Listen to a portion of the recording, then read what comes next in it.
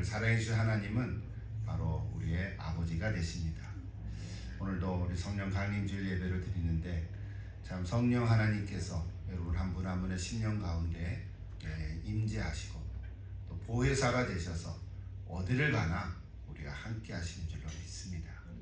오늘 말씀은 요한계시록 강의 말씀인데요. 자, 오늘부터 이른바 나팔재앙에 대한 관한 말씀입니다. 나팔재앙. 자, 이 나팔재앙 이걸 어떻게 해석해야 할까? 어떤 해석 관점에 따라서 이 오늘 주신 본문의 메시지는 달라질 수도 있습니다. 조금 서론적인 얘기지만 나중에 요한계시록 20장에 가면 또 자세하게 말씀드릴 수 있지만 천년 왕국에 대한 관점이 크게 세 가지로 나눠져 있습니다. 여러분 이런 말 들어본 적이 있을 거예요. 전천년주의, 후천년주의, 그리고 무천년주의, 이런 말들입니다. 그 말 자체가 성경 구절로 나와 있지는 않지만 요한계시록 20장에 가면 그거에 대한 말씀을 하겠지만 이 세 가지 관점에 따라서 이게 해석이 달라진다는 거죠. 일단은 후천년주의는 우리가 제외를 시킵니다. 그러면 전천년주의를 주장하는 자들은 오늘 이 나팔 재앙이나 그 후에 나오는 모든 이 말씀들을 있는 그대로 7년 대환란과 연결을 하면서 그 예표를 다가올 종말로 이해하면서 해석을 합니다. 반면에 무천년주의를 주장하는 사람들은 예수님이 오신 이후부터 사실은 종말이 시작이니까 그때부터가 다 이 천년왕국을 이루어가는 것이다 라고 해석을 합니다. 또 하나를 첨가한다면 역사주의적인 관점으로 오늘 말씀을 그 시대에 일어난 사건으로 해석하는 경우도 있습니다. 정리를 하면 우리는 개혁주의 신학의 입장에 선 해석을 받아들이고자 하는 건데 기본적으로는 성경적인 전천년주의의 입장을 가지고 그런데 세대주의적인 전천년주의는 우리가 따르지 않고 그는 배격을 합니다. 이것이 무엇인가에 대해서 나중에 또 말씀을 드릴 수가 있겠지만 세대주의적인 전천년주의는 아니다 하는 거고요. 오히려 성경적 전천년주의를 기본으로 하되 오히려 역사적 전천년주의 입장을 가지면서 동시에 무천년주의의 해석도 함께 수용하고 있다 하는 것입니다. 좀 복잡합니까? 그래도 개혁주의 신학의 올바른 성경적 신학 입장을 가지는 것이 중요하니까 좀 이렇게 설명을 드립니다. 다시 말하면 후천년주의는 수용하지 않고 세대주의적인 전천년주의와 알레고리적인 영적 해석 방법은 거부하고 오히려 역사적 전천년주의와 무천년주의의 해석을 함께 수용하고 있다 하는 사실입니다. 자, 그럼 이제 구체적으로 오늘 나누고자 하는 말씀 요한계시록 8장 7절부터 13절 12절까지인데요. 첫째부터 넷째 나팔 재앙 이것을 같이 한번 살펴보고자 합니다. 먼저 좀 서론으로 한 세 가지 말씀드릴 것은 이 말씀들은 이미 구약의 출애굽기 사건에서 하나님께서 심판하실 때 사용한 재앙들의 모습과 비슷하다는 거죠. 예를 들면 오늘 첫 번째 나팔 재앙은 출애굽 때 7번째 재앙과 같습니다. 불덩이와 함께 내린 우박과 같다 그럽니다. 또 넷째 나팔 재앙은 9번째인 흑암 재앙과 같은 모습입니다. 그리고 또 한 가지는 이런 나팔 재앙에 나오는 다음은 또 대접 재앙이 나오는데 이런 심판의 정도는 점점 깊어지는 것 같지만 우리 전에 봤던 인재앙과 사서로 연결되어 있습니다.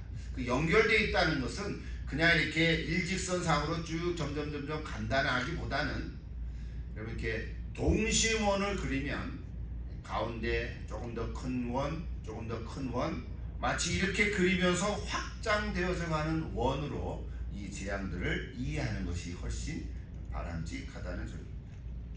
그리고 마지막으로는 이 재앙들은 역시 마지막 날에 일어날 모습으로 하나의 상징적인 비유로 쓰여져 있는 건데, 그러므로 말미암아 오늘 우리에게 주시는 하나님의 메시지가 무엇일까? 이것을 찾아서 적용하는 것이 참 중요한 것입니다. 자, 이제 구체적으로 하나씩 좀 살펴보십니다. 8장 7절에 보면 첫째 천사가 나팔을 불었는데 피 섞인 우박과 불이 나왔다, 그런 얘기가 있습니다. 출애굽기 사건 때도 이 애굽 땅에 7번째 재앙인 불덩이와 함께 내린 우박이 기록되어 있습니다. 출애굽기 9장 24절에 보면 저렇게 되어 있습니다. 우박이 내림과 불덩이가 우박에 섞여 내림이 심히 맹렬하니, 나라가 생긴 그때로부터 애굽 온 땅에 그와 같은 일이 없었더라. 이건 출애굽에 일어났던 사건입니다.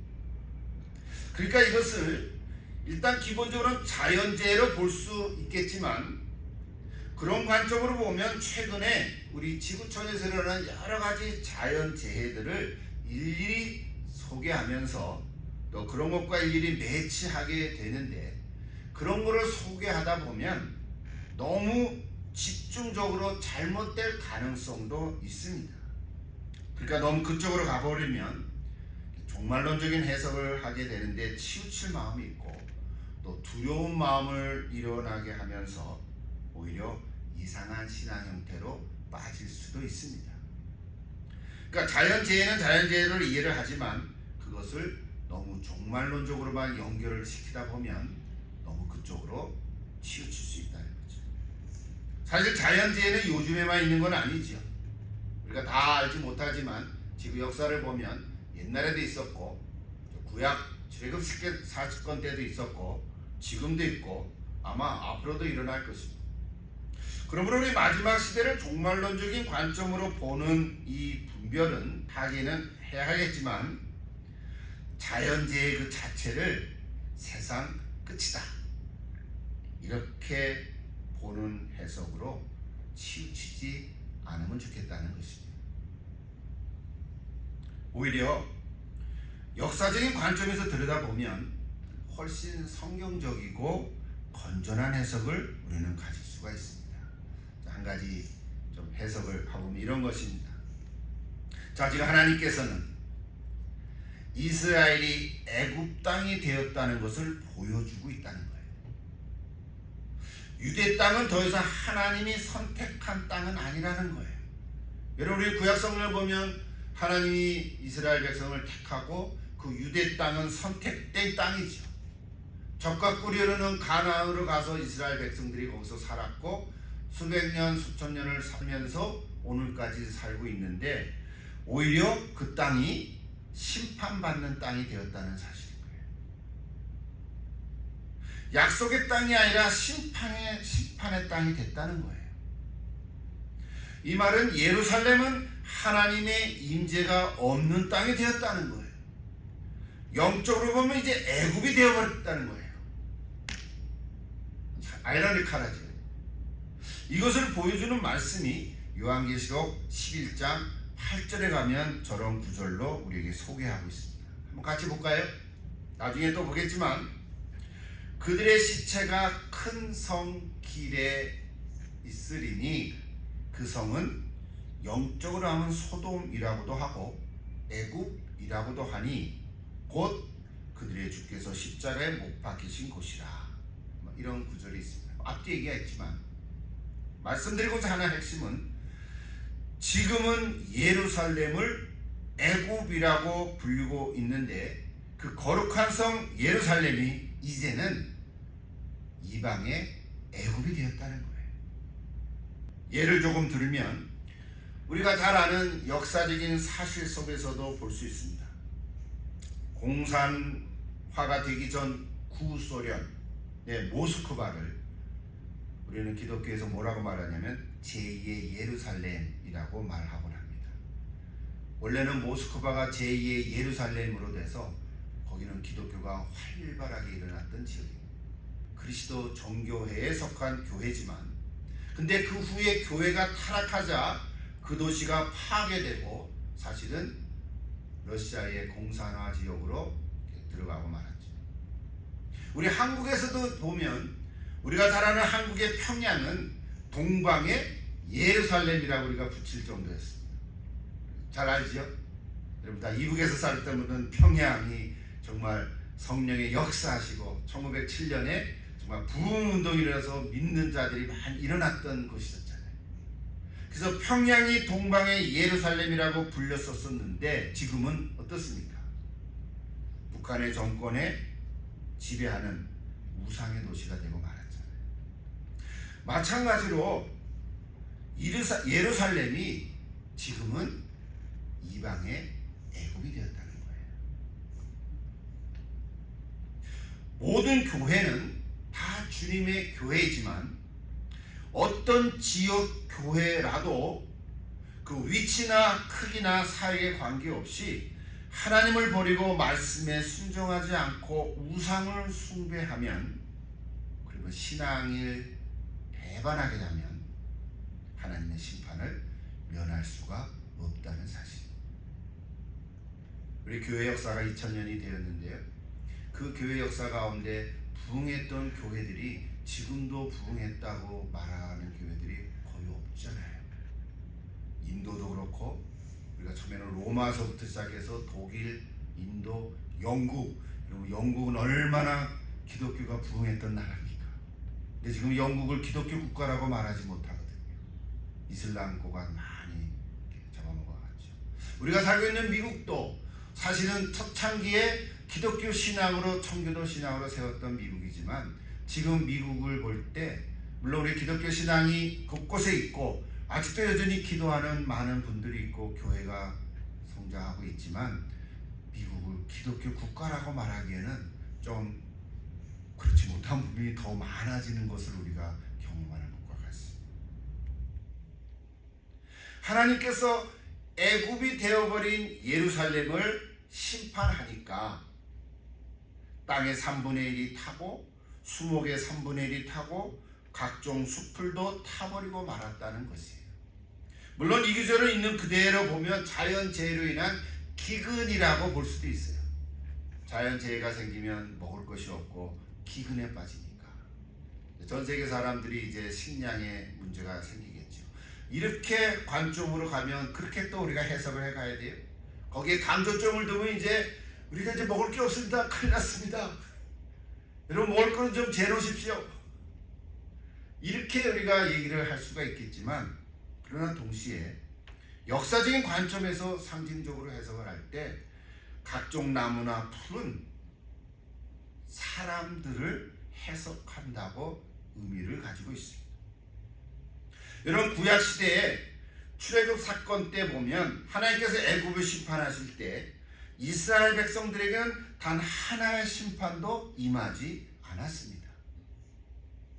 바로와 그의 백성들은 심판을 당하고 마지막에 그들의 장자는 다 죽임을 당했습니다. 이제 출애굽기 9장 25절과 26절에 나오죠. 참 놀랍잖아요. 그때 우박은 애굽에만 떨어졌고 이스라엘 자손이 살고 있는 고센 땅에는 우박이 없었더라 그랬거든요. 자, 하나님 그거 어떻게 알고 그렇게 하셨을까? 신기하잖아요. 마찬가지로 신약시대에 와서도 하나님께서는 애굽이 되어버린 예루살렘을 심판하실 때 그리스도인은 심판하지 않으셨다는 거예요. 오늘 성령 강림주의를 지내고 있는데 예수를 믿는 그리스도인들 안에 거하시는 성령님을 통해서 그들은 생명을 지켜주셨다.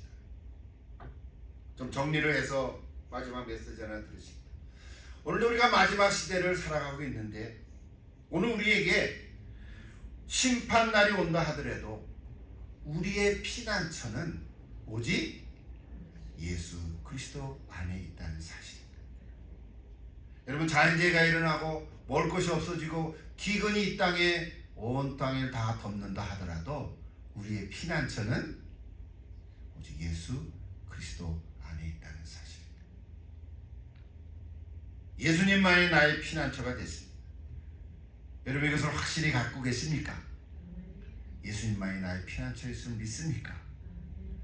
우리가 오늘 말씀을 통해서 이런 자연재해나 기근에 대한 저런 얘기를 할 수 있겠지만 실제로 우리의 하루하루의 삶 속에 혹시 우리의 삶의 현장 속에 또 우리의 상황을 보면 힘들고 어려운 여건들이 있을 때 우리의 피난처는 오직 예수 그리스도라고 하는 사실입니다.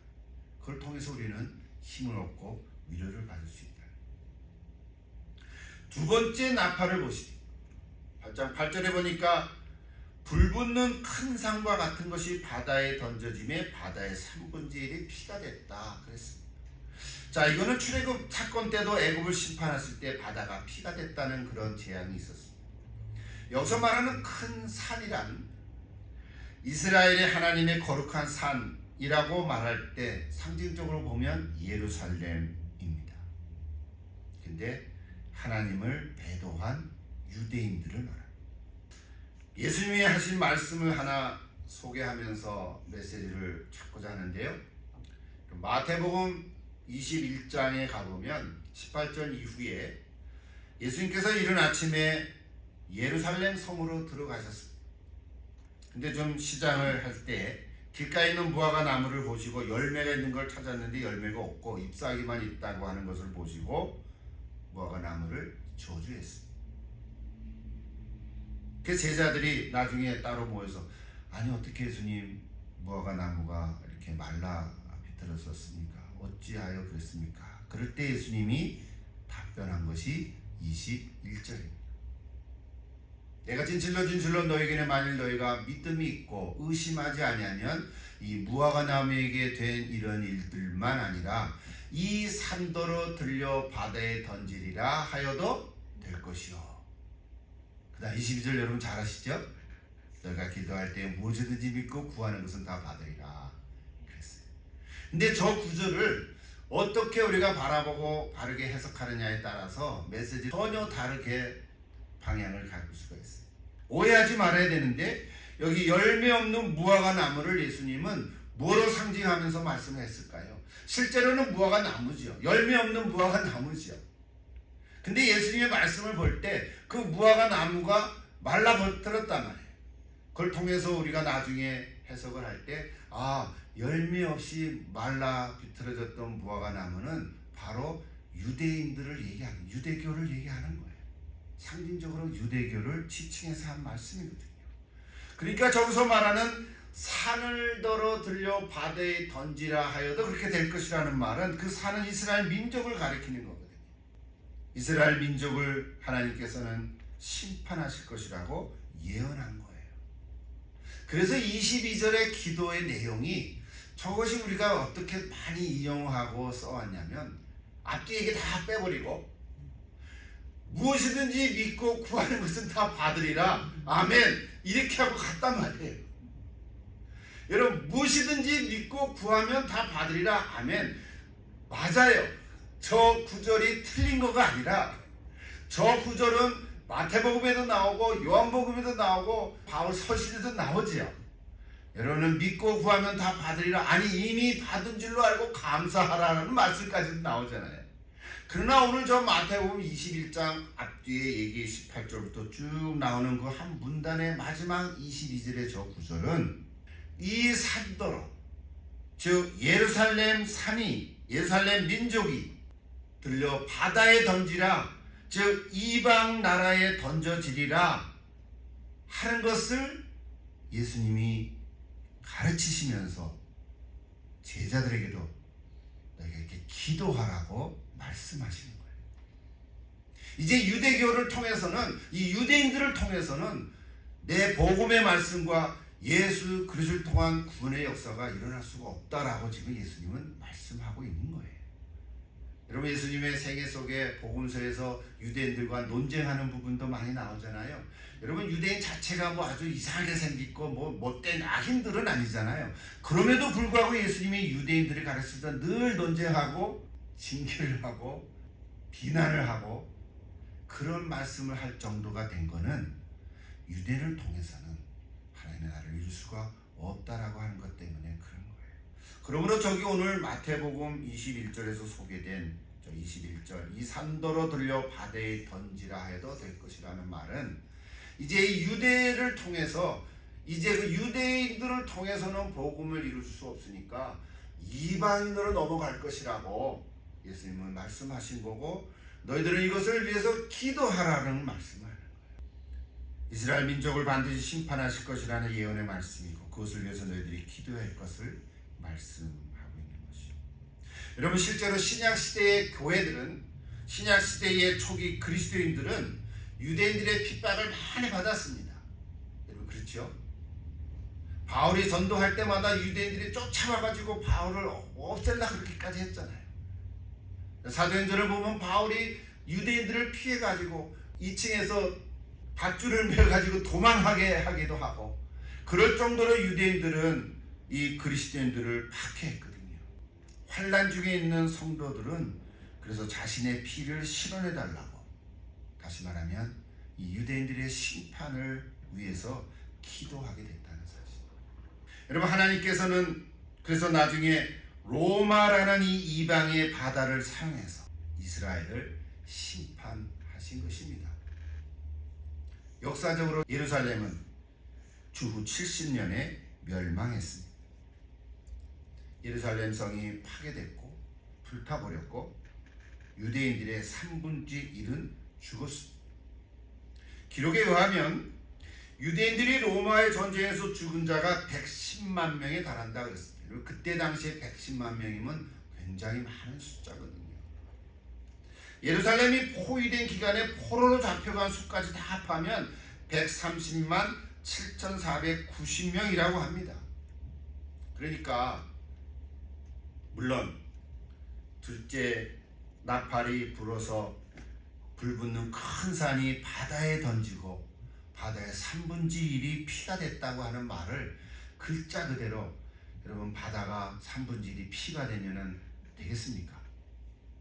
근데 출애굽 때는 그런 일도 일어났고 앞으로 실제로 물이 오염이 되고 이 지구촌에 이상한 일들이 생기고 진짜 우리가 얘기한 것처럼 핵폭발도 일어나고 막 천재지변이 일어나서 그럴 사건이 일어날 수도 있습니다. 그래서 이제는 요즘도 우리가 물을 사 먹잖아요. 옛날에는 물을 사 먹는다는 생각조차 할 수가 없었던 때가 있었지 않겠습니까? 그냥 물어서 우물에서 팔아 먹고 그렇죠? 뭐 그리고 산에서 나오는 약수를 떠서 30분씩 가서 그 받아 먹고 그랬었는데 물을 병에다 담아서 돈 주고 사 먹는 시대가 올 거라고 우리가 어떻게 알았겠어요?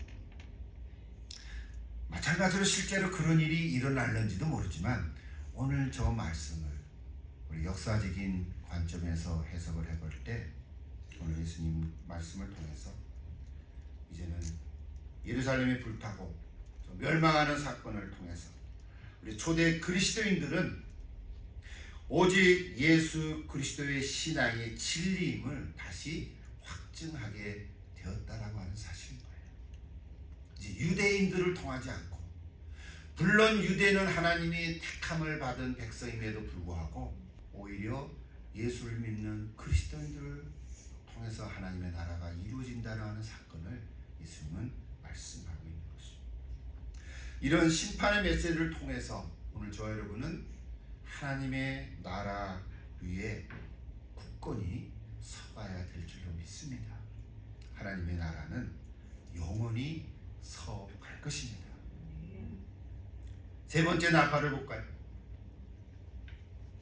8장 10절에 나오죠. 횃불같이 타는 큰 별이 하늘에서 떨어져 강들의 3분의 1과 물샘에 떨어졌다 그랬어요.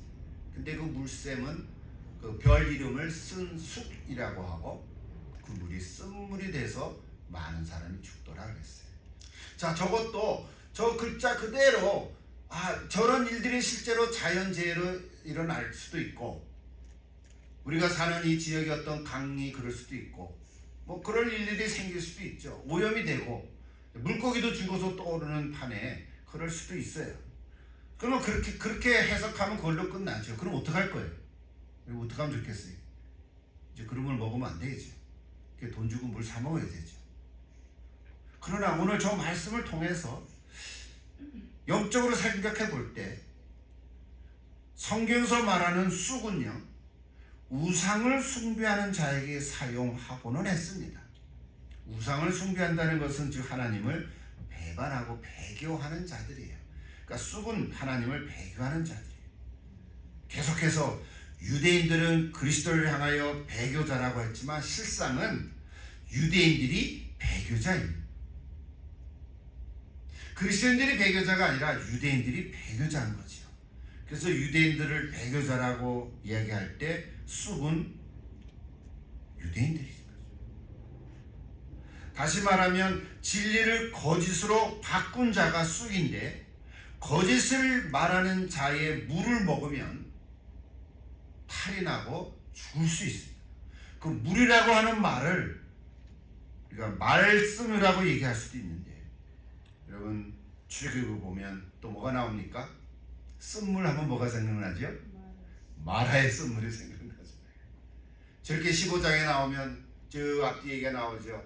모세가 홍해에서 이스라엘을 인도하는데 수르강에 들었는데 그래 먹을 물이 없는데 가보니까 뭐 물을 하나 이렇게 있는데 보니까 물이 써서 먹을 수가 없어요. 그러니까 또 불평하고 불만해서 막 그러지 않았겠어요? 그래서 그 장소 자체를 마라라고 든 거예요. 쓰다 그렇게 해서 고통 그런 뜻이잖아요. 그래서 마라의 쓴물 우리가 그렇게 얘기하고 있는데, 그 후에 계속 말씀들을 보면 어떻겠습니까? 그 마라의 쓴물에 하나님께서 모세를 가르쳐서 나뭇가지를 하나 해서 거기다 넣어라. 그래서 넣었더니 그 쓴물이 어떻게 됐어요? 단물이 돼서 먹게 됐습니다. 그래서 나오는 구절이 15장 26절에 저런 구절이 나오는 거예요. 나는 너희를 치료하는 여호와니라. 여호와 라파라고 우리가 부르잖아요. 자, 그건 이제 구약에 나오는 얘기고, 다시 우리 신약으로 넘어오면 오직 예수님으로부터 나오는 말씀을 먹는 자는 어떻게 돼요? 그 배에서 생수의 강이 흘러넘치리라. 여러분, 예수님께서 주시는 물을 먹는 자는 요한복음 4장의 사마리아 우물가의 여인에게 내 물을 먹는 자는 영원히 목마르지 아니하리라. 그런 물이 있습니까? 그럼 내게도 달라고 사마리아 여인이 얘기한 거잖아요. 요한복음 4장 얘기는 잘 아니까. 마찬가지로 오늘 우리가 예수님으로부터 나오는 진리의 말씀을 먹는 자는 그 속에 생명샘이 흘러넘칠 거라는 거죠. 예수님께서 주시는 물, 그 속에서 솟아나는 샘물을 우리가 날마다 먹고 마시면 얼마나 건강하게 생명을 유지할 수 있겠습니까? 오늘 여기 세 번째, 나팔을 부는 물샘에 떨어졌다고 하는 말을 우리는 이 메시지로 받으면 아멘. 예수님 오늘 내게도 주시는 말씀을 통해서 내가 영적으로 살아나는, 건강을 회복하는, 생명샘물을 나는 여러분 한 분 한 분이 영적으로 샘솟는 삶이 될 줄 믿습니다. 마지막 하나 볼까요? 네 번째, 12절, 해와 달과 별들의 3분의 1이 타격을 받아서 어두워졌다 그랬어요. 자, 이제는 처음에는 땅에서, 그 다음 바다에서, 그 다음에는 강에서 일어났던 이 일들이 이제는 어디로 갔습니까? 하늘로 갔어요. 1월 성신 이렇게 얘기하죠. 해와 달과 별에 이상이 생긴 거죠.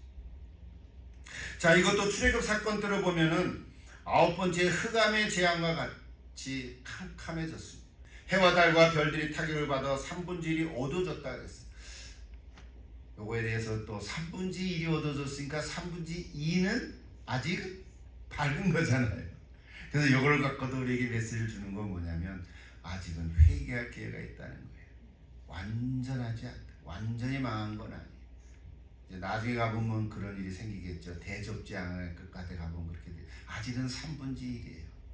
인재앙 때는 4분의 1이었거든요. 근데 이제 나팔재앙에 보니까 3분의 1이 망가졌어요. 아직은 회개의 기회가 있다는 거예요.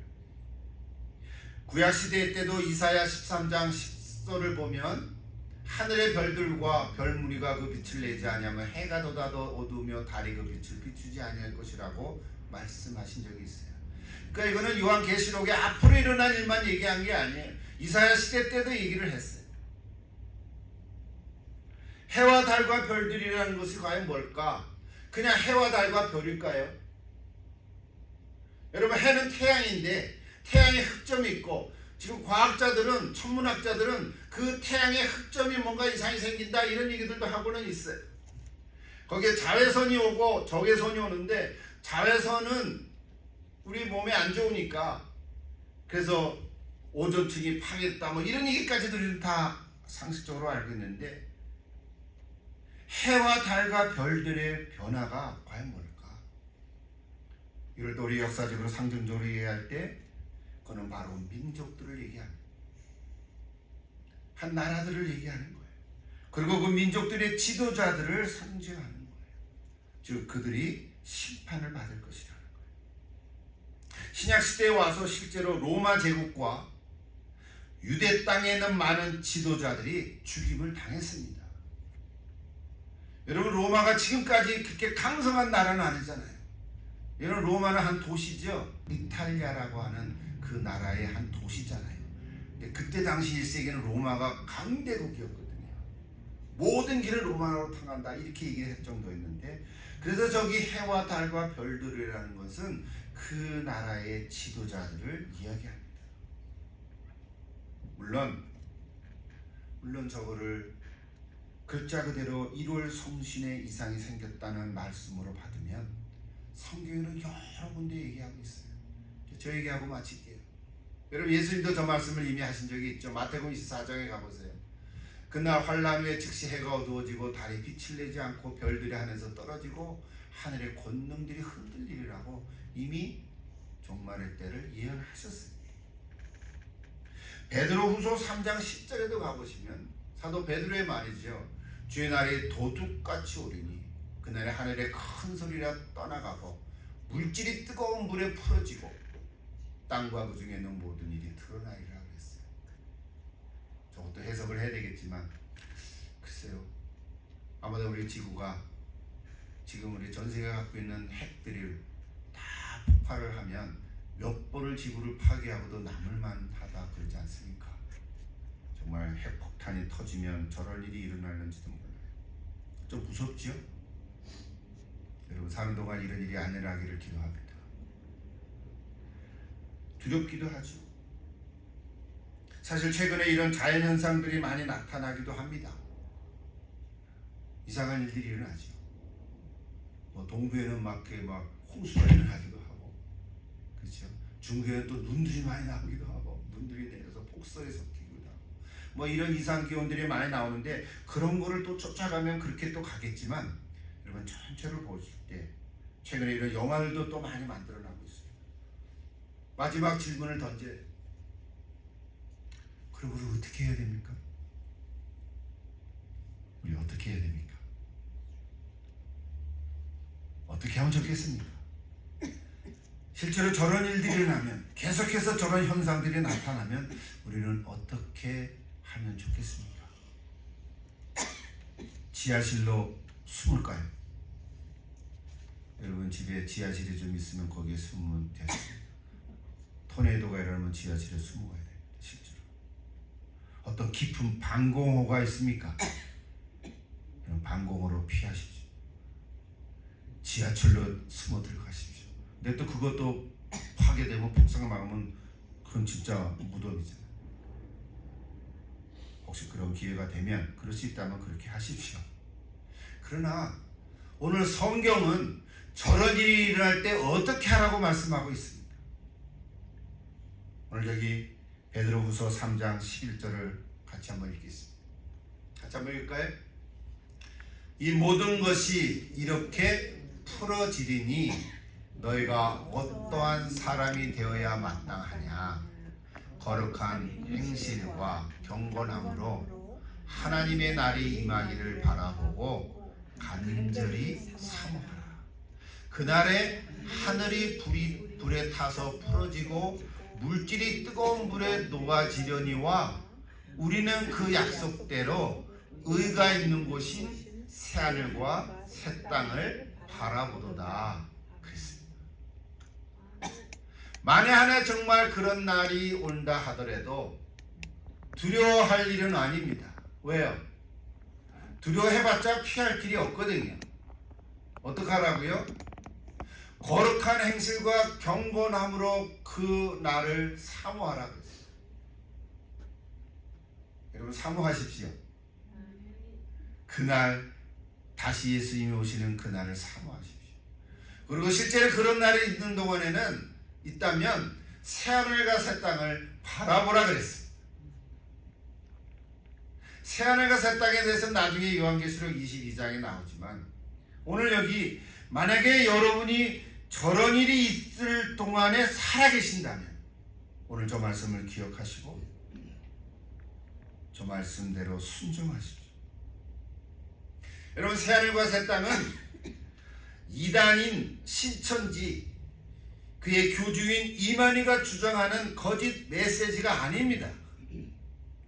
새하늘과 새 땅은 하나님의 놀라운 말씀이요 우리에게 주시는 메시지 신천지가 아닌 거예요. 걔네들이 너무 좋은 말을 가져가 버렸어요. 새하늘과 새 땅은 하나님의 의가 있는 곳이고 약속이 있는 곳입니다. 오늘 우리에게는 새하늘과 새 땅에 소망이 있습니다. 그러므로 두려워하거나 무서워하지 말고 하나님의 날을 임하기를 바라보고 사모하라는 거예요. 그날이 언제 올지 모르지만 그날이 올 때까지 그렇죠? 11절에 너무 좋은 구절을 썼어요. 사도 베드로가 너희가 어떠한 사람이 되어야 마땅하뇨? 내가 이 세상을 떠나는 그날까지 거룩한 행실과 경건함으로 살아가는 거예요. 여러분 그렇게 살아가십시오. 네. 우리 각자의 신령 가운데 함께 하시는 성령님이 임재하심으로 그러므로 우리는 날마다 주님만을 바라보고 주님을 위해서 살아가는 사람이 될 줄로 믿습니다. 환난이나 핍박이 와도 괴로움이나 슬픔이 있어도 고통이나 죽음이 온다고 해도 주님만을 위해서 살아가십시오. 불같은 성령님께서 우리에게 함께 하시고 충만하게 하실 것입니다. 할렐루야.